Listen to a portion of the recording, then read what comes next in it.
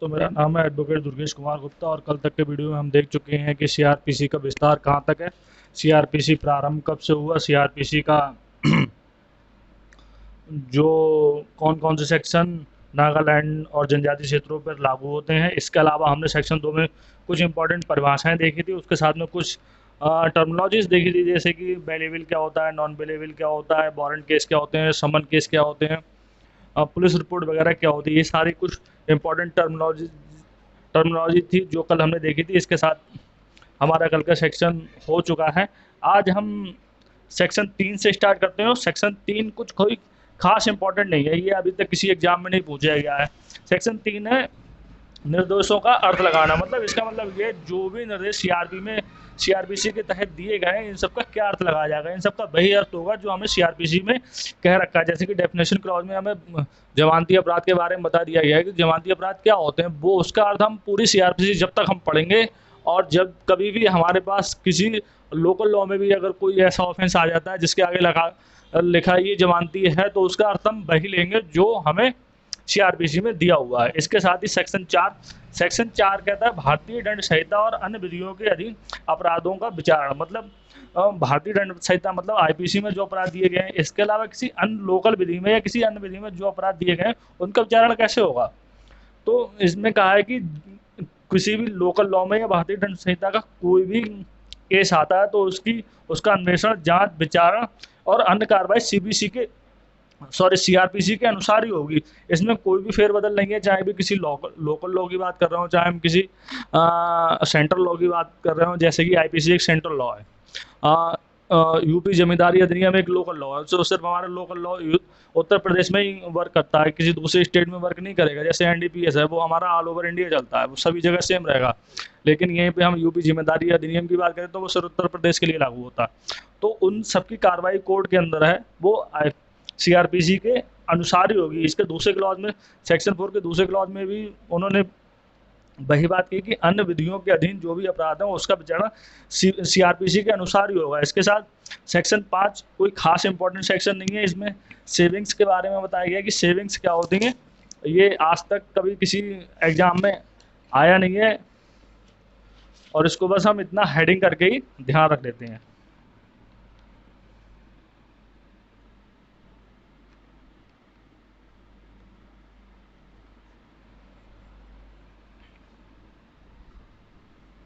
Section 5, इसके बाद आता है सेक्शन 6। सेक्शन 6 इंपॉर्टेंट है, यहाँ से हमें पता होना चाहिए और ये एक जनरल क्वेश्चन है, जनरल सी बात है, ये हमारे लिए किसी भी एग्जाम के हिसाब से भी जरूरी है और अगर हम कोर्ट वगैरह में काम करते हैं तब भी जरूरी। सेक्शन 6 में कहा गया दंड न्यायालयों का वर्ग।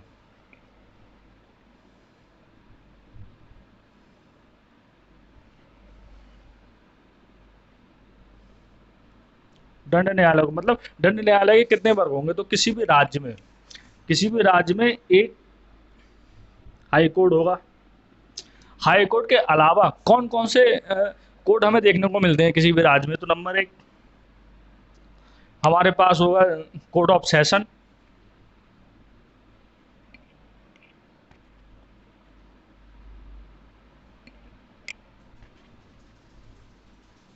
कोर्ट ऑफ सेशन देखने का मिलेगा जो हमारे पास होता है। उसके बाद में होते हैं हमारे पास जुडिशियल मजिस्ट्रेट।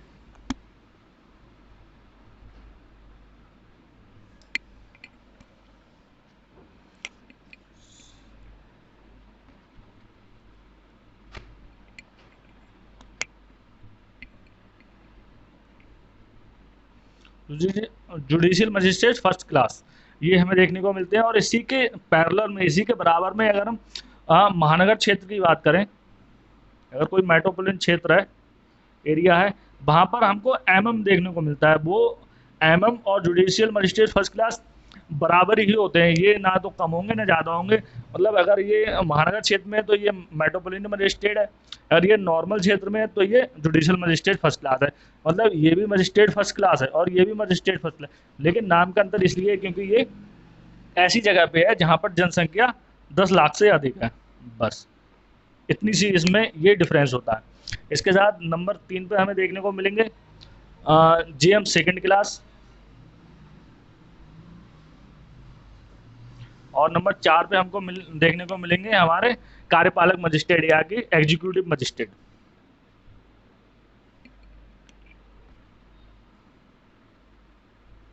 ये न्यायालय, ये हमारे जो भी न्यायालय हैं, ये किसी भी राज्य के अंदर हाई कोर्ट के अलावा, हाई कोर्ट एक राज्य में एक हो सकता है या दो राज्यों के लिए एक हो सकता है। इसके अलावा session court, judicial magistrate first class का न्यायालय, जुडिशियल मजिस्ट्रेट सेकंड क्लास का न्यायालय, और एग्जीक्यूटिव मजिस्ट्रेट, इसको हम साधारण में कह सकते हैं डीएम साहब का। ये एग्जीक्यूटिव मजिस्ट्रेट होते हैं जो डीएम साहब का न्यायालय होता है, जैसे कि कलेक्ट्रेट जिसे कहते हैं, ये भी हमें देखने को मिलता है। इसके साथ ही साथ इतना हमारा सेक्शन 6 में दे रखा है। इसके बाद आता है सेक्शन 7। सेक्शन 7 में दे रखा है प्रादेशिक खंड,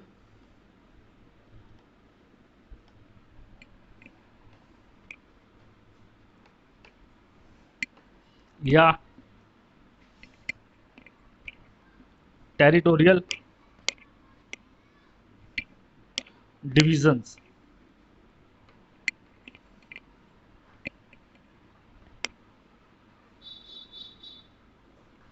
अब प्रादेशिक खंड क्या होता है? तो प्रत्येक राज्य में एक सेशन खंड होगा। प्रत्येक राज्य एक सेशन खंड होगा, या उसमें सेशन खंड होंगे, मतलब एक राज्य में एक सेशन खंड हो सकता है या एक से ज़्यादा भी हो सकते हैं। और प्रत्येक सेशन खंड को हम एक जिला कहेंगे, मतलब सेशन कोड है, कोड ऑफ सेशन हो गया।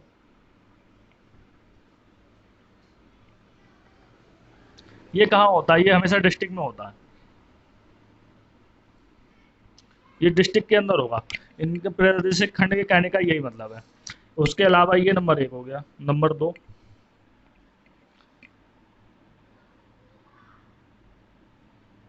राज्य सरकार उच्च न्यायालय के परामर्श के पश्चात ऐसे खंडों और जिलों की सीमा या संख्या में परिवर्तन कर सकती है। मतलब स्टेट गवर्नमेंट जो है,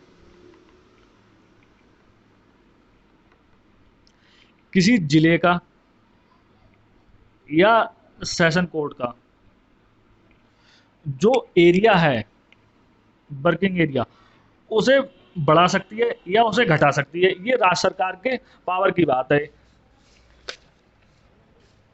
ये राज्य सरकार के पावर में आता है। नंबर 2, राज्य सरकार उच्च न्यायालय के परामर्श के पश्चात किसी जिले को उपखंड में विभाजित कर सकती है और ऐसे उपखंडों की सीमाओं या संख्या में परिवर्तन कर सकती है। कहने का मतलब नंबर 4। नंबर 3 जो है,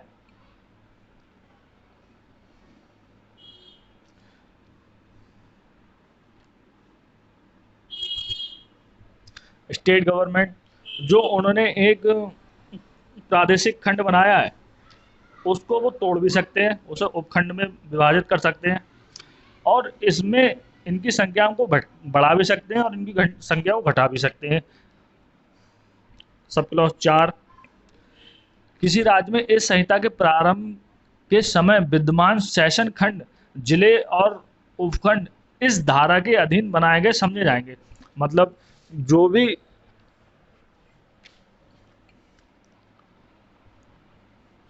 जो भी सेशन खंड है, जो भी सेशन एरिया है, वो इस धारा के अधीन माने जाएंगे। कहने का मतलब ये हुआ है, इन ये सेक्शन 7 के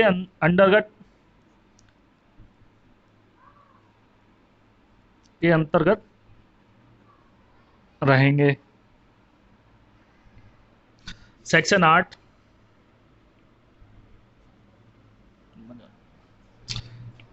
सेक्शन 8 में दे रखा है महानगर क्षेत्र। महानगर क्षेत्र, फिर से वही बात आ गई है, जनसंख्या 10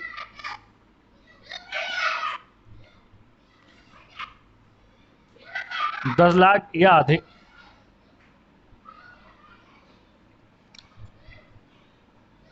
हो तो उसे हम महानगर क्षेत्र कहेंगे। जिस इस संहिता के प्रारंभ से, नंबर 2, इस संहिता के प्रारंभ से मुंबई,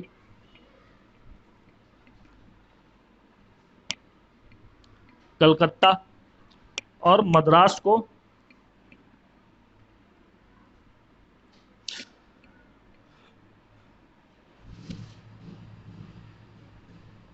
और मद्रास मद्रास को उन्होंने महानगर क्षेत्र माना हुआ है। जब आई सीआरपीसी लागू हुआ था तभी इन तीनों को तो उन्होंने ऑलरेडी मान रखा है। अब इसके साथ ही साथ हमारा आ जाता है सेक्शन 8। सेक्शन 8 हो गया। सेक्शन 9।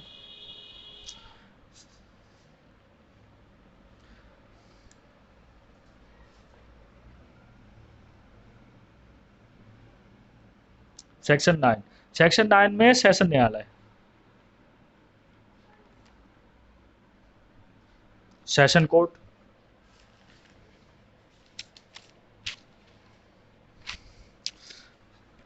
सेशन कोर्ट राज्य सरकार द्वारा, स्टेट गवर्नमेंट द्वारा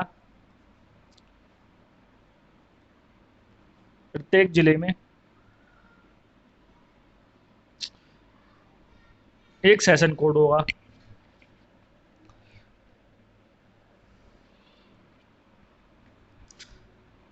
सेशन कोर्ट में जो न्याय पीठासीन अधिकारी होंगे,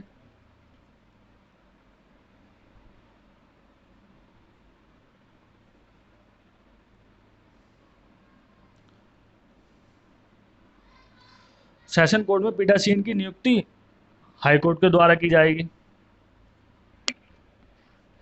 नंबर 3, सेक्शन 9 का सब क्लॉज 3। अपर सेशन न्यायाधीश,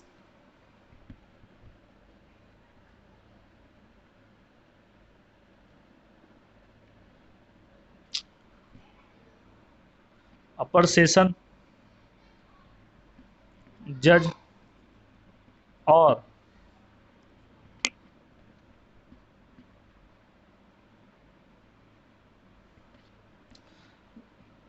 सहायक सेशन जज, ये भी हाई कोर्ट द्वारा नियुक्त किए होंगे।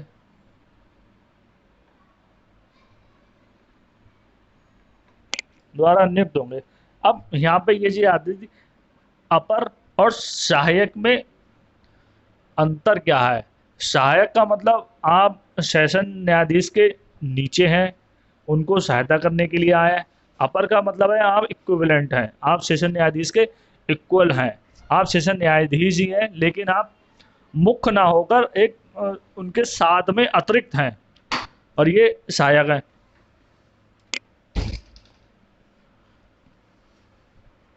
सेक्शन 10।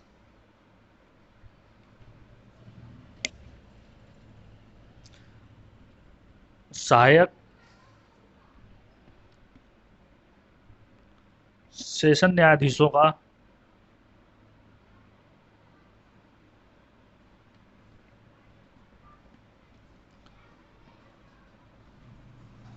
अधीनस्थ होना।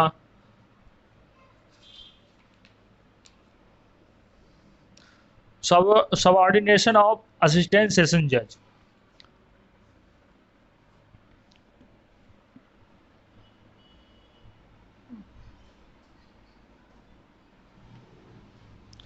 सब सहायक सेशन न्यायाधीश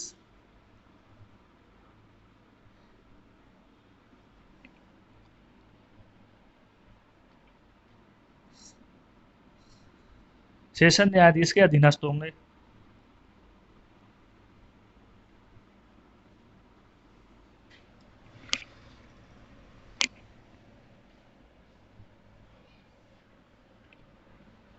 मतलब इसका कहने का मतलब है, सहायक सेशन न्यायाधीश हैं वो सेशन न्यायाधीश के अंडर में रह के काम करेंगे। उनको कोई भी इनका जो सहायक सेशन न्यायाधीश हैं, इनका कार्य का सुपरविजन सेशन न्यायाधीश करेंगे।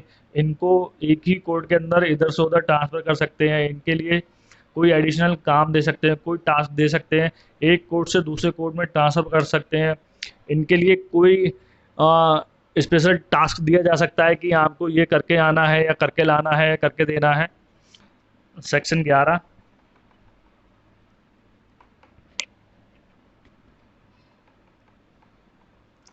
न्यायिक मजिस्ट्रेटों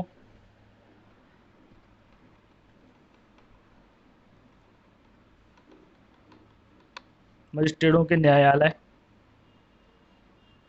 न्यायिक मजिस्ट्रेटों के न्यायालय प्रत्येक जिले में, जो महानगर क्षेत्र नहीं है, प्रथम वर्ग और द्वितीय वर्ग के न्यायिक मजिस्ट्रेट को इतने न्यायालय होंगे और ऐसे स्थानों में स्थापित किए जाएंगे जितने, और जो राज्य सरकार उच्च न्यायालय के परामर्श के पश्चात अधिसूचना द्वारा निर्दिष्ट करे। मतलब कहने का ये हुआ कि न्यायिक मजिस्ट्रेट के इतने न्यायालय होंगे जिनका कोई स्पेसिफिक नंबर नहीं बताया कि 10 होंगे कि 12 होंगे कि 2 होंगे या 3 होंगे। उन्होंने कहा है कि इतने होंगे जितनी हमें आवश्यकता पड़ेगी, लेकिन ये ऐसे क्षेत्रों में होंगे जो महानगर क्षेत्र नहीं होगा। इनको हम राज्य सरकार अधिसूचना द्वारा नोटिफिकेशन निकालेगी कि हमें 10 लोगों की आवश्यकता है, तो 10 सेशन न्यायिक मजिस्ट्रेट के न्यायालय बना दिए जाएंगे। ऐसे न्यायालयों के पीठासीन अधिकारी उच्च न्यायालय द्वारा नियुक्त किए जाएंगे। जो इसके अधिकारी होंगे, जो यहाँ पर सिटिंग ऑफिसर होगा, मतलब पीठासीन अधिकारी या सिटिंग ऑफिसर जिसे कहेंगे, उसकी नियुक्ति हाईकोर्ट द्वारा की जाएगी। ऐसे उच्च न्यायालय जब कभी उसे या यह समझने आवश्यकता प्रतीत हो कि सिविल न्यायालय के न्यायाधीश के रूप में कार्यरत राज्य की न्यायिक सेवा के किसी सदस्य को प्रथम वर्ग या द्वितीय वर्ग की शक्ति प्रदान कर सकता है। मतलब इसके साथ ही साथ ये है कि जैसे ही उनको लगेगा कि इनको कुछ और एडिशनल पावर देनी है या नहीं देनी है, ये सारा डिसीजन जो होगा वो हमारा हाईकोर्ट कभी भी आवश्यकता अनुसार कर सकता है।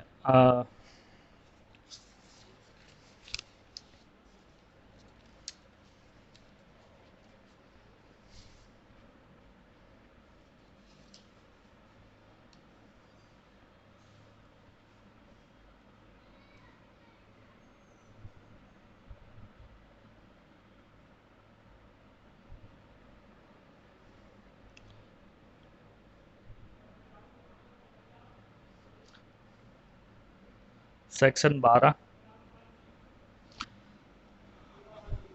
मुख्य न्यायिक मजिस्ट्रेट मतलब सीजेएम और अपर मुख्य न्यायिक मजिस्ट्रेट मतलब एसीजेएम सेक्शन 12 में दिए हुए हैं। उच्च न्यायालय प्रत्येक जिले में जो महानगर क्षेत्र नहीं है, प्रथम वर्ग न्यायिक मजिस्ट्रेट को मुख्य न्यायिक मजिस्ट्रेट बना सकता है। मतलब ये बनाए जाएंगे एससी द्वारा।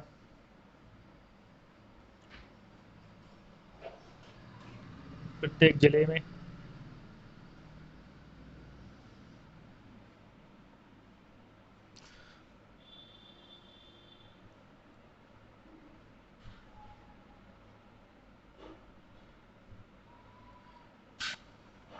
नंबर 2, उच्च न्यायालय किसी प्रथम वर्ग मजिस्ट्रेट को मतलब जेएम फर्स्ट क्लास को एसीजेएम बना सकते हैं। ये भी हाई कोर्ट ही करेंगे।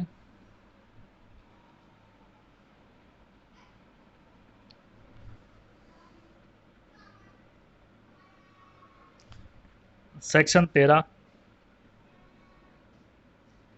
विशेष न्यायिक मजिस्ट्रेट। विशेष न्यायिक मजिस्ट्रेट वो होते हैं जो किसी स्पेशल किसी काम के लिए बनाए जाते हैं, वो सिर्फ उसी को देखेंगे। जैसे एनडीपीएस स्पेशल एक्ट है, तो उसके लिए जो भी स्पेशल किसी को स्पेशल मजिस्ट्रेट नियुक्त किया जा सकता है और वो स्पेशली सिर्फ एनडीपीएस को ही देखेंगे।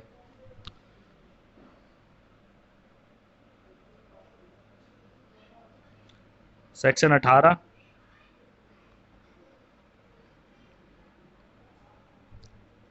विशेष महानगर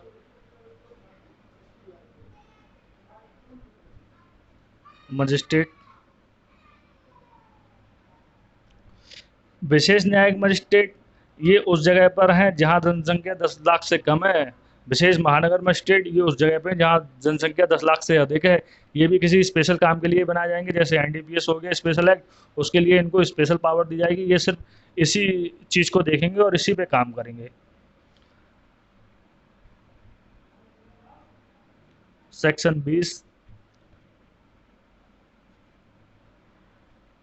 कार्यपालक मजिस्ट्रेट। मतलब सेक्शन 20 में डीएम साहब के बारे में बताया गया है कि डीएम साहब का न्यायालय होगा जो कि समय समय पर अपना कार्य करेगा।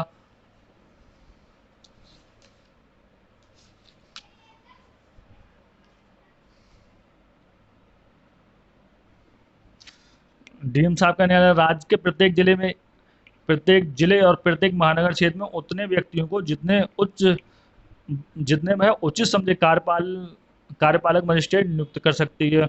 उनमें से एक को जिला मजिस्ट्रेट नियुक्त किया जाएगा।